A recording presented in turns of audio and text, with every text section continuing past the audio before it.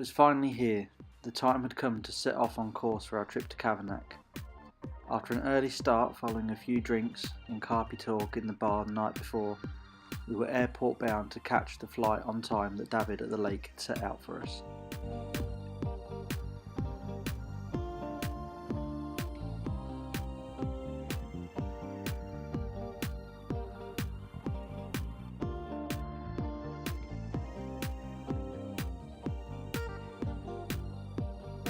After a couple of well-needed coffees and some grub in the departure lounge, it was time to wait for the gates to be called so we could finally depart.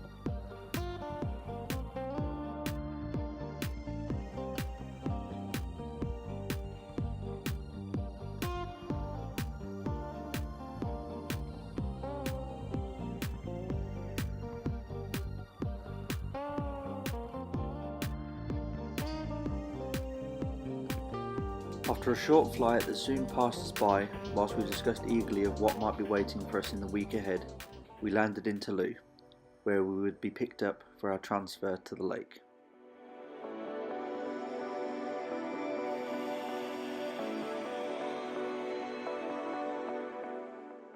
Everyone was in high spirits as we loaded the van. The weather was looking good, and with the final part of the journey being a 2-hour drive, we were now chomping at the bit to get there. Inspired by some stories and information given to us by David on the way about the lake and its inhabitants, we were even more revved up to get the rods out.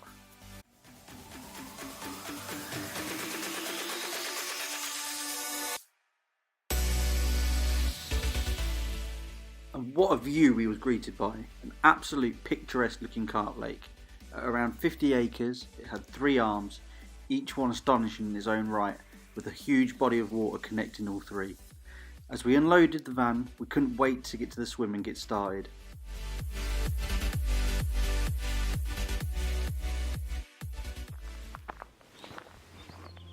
Whilst we waited for the others to unload their gear from the van, and we was waiting our turn to be dropped off at the swim by Arnu, me and Dave decided to have a quick walk along the lodge side of the bank, just to see what we could find. With the temperatures warm, we did see a few fish mooching round close in the pads. The pads had only just started to break the surface, so after seeing them, it was time to head back to the lodge to see whether we could get on that boat and get to that swim.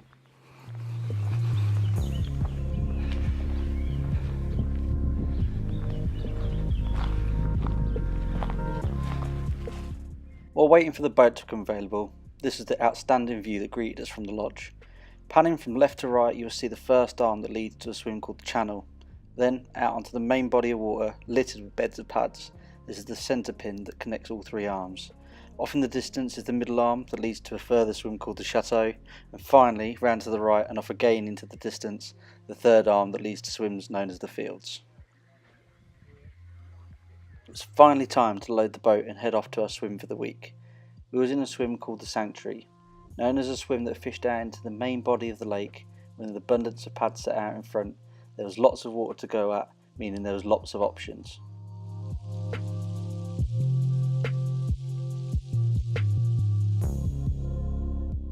The sanctuary was known for producing some of the bigger residents, so we was hoping that history may repeat itself this week. This was the view from left to right, and despite being marooned with only one way back to land being a boat trip to the other side, the view completely made up for it, and it was time to finally get the gear sorted and think about getting them rods out.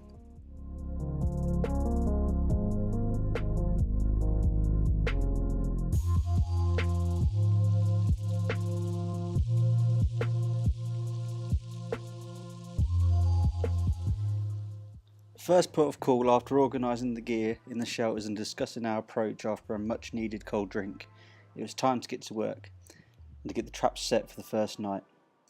Dave was on the right and I had acquired the left hand side of the swim. One at a time, we boarded the boat to find likely looking areas, prodding around on the bottom to find any harder recently fed on areas.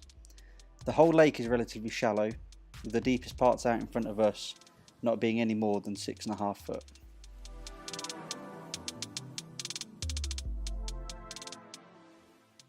With the traps set, making sure not to rush them, and making sure we was as confident as we possibly could be, we sat back and took in the surroundings. It was now around 4 o'clock in the afternoon, so enough time to take in some of the afternoon light and not being plunged into dark soon after setting up on the first night. As we sat looking for signs, anything that the carp might have gave away to let us know where they were out in front of us, we spoke to the lads opposite, Casey and Martin, to see what was happening over on the opposite bank.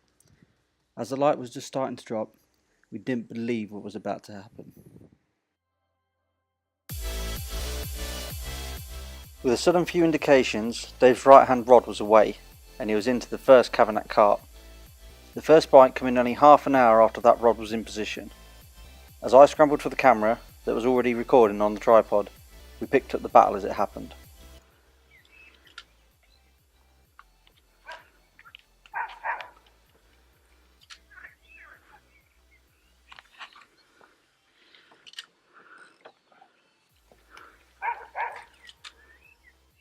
Are we into a carp there, Dave?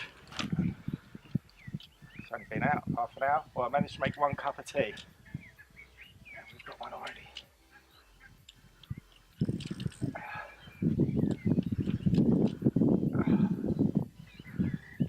It's crap, isn't it? They're doing it. They do fight really well, even though it's quite a shallow lake in places. It's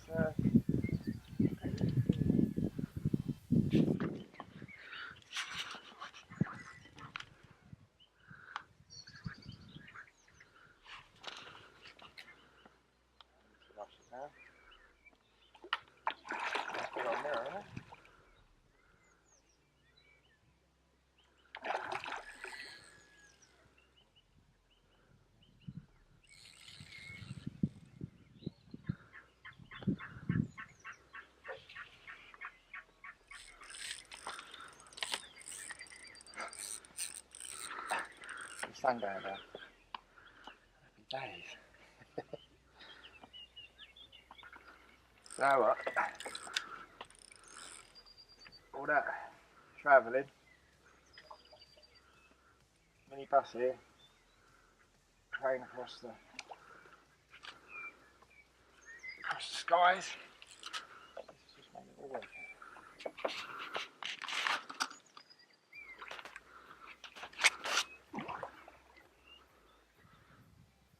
That's £30, isn't it?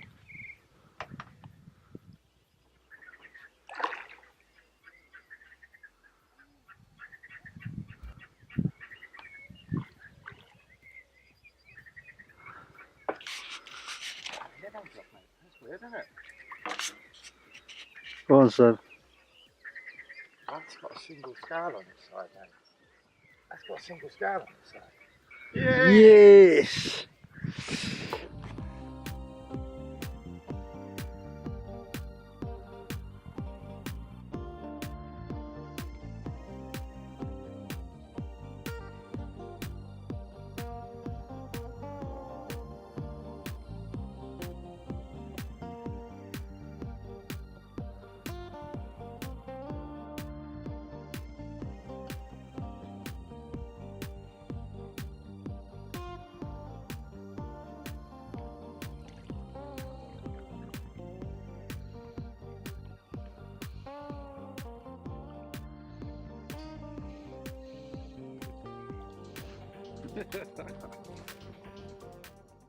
What an amazing start.